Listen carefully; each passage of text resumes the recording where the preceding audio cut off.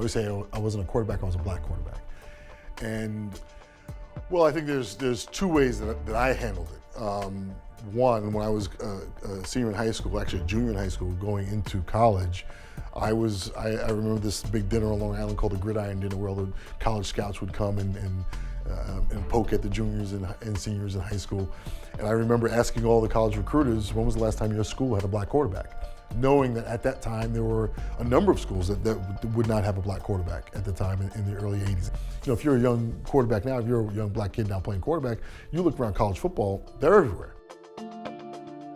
One of the things that I always said about my experience was, it wasn't so much whether or not you got to be a starter, it was whether or not you were allowed to be a backup black quarterback. That to me was bigger than being a starter. That meant you were valued enough to have around, to be smart, to be intellectual, to be a coach on the sideline, to be all those things that a backup quarterback was. And we're going to pay you as an insurance policy.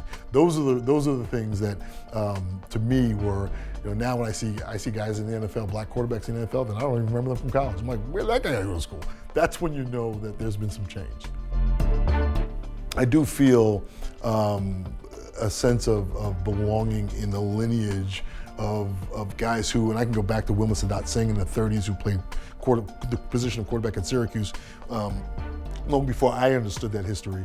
And I can think of some of the guys the men who paved the way for me, and then more recently Joe Gilliam and James Harris and Doug Williams, those guys who were my immediate predecessors, who inspired me, and I'm grateful that I was able to then be a part of the Turner Gill generation of all those guys that that were contemporaries around my time, who we were all part of that next generation of quarterbacks.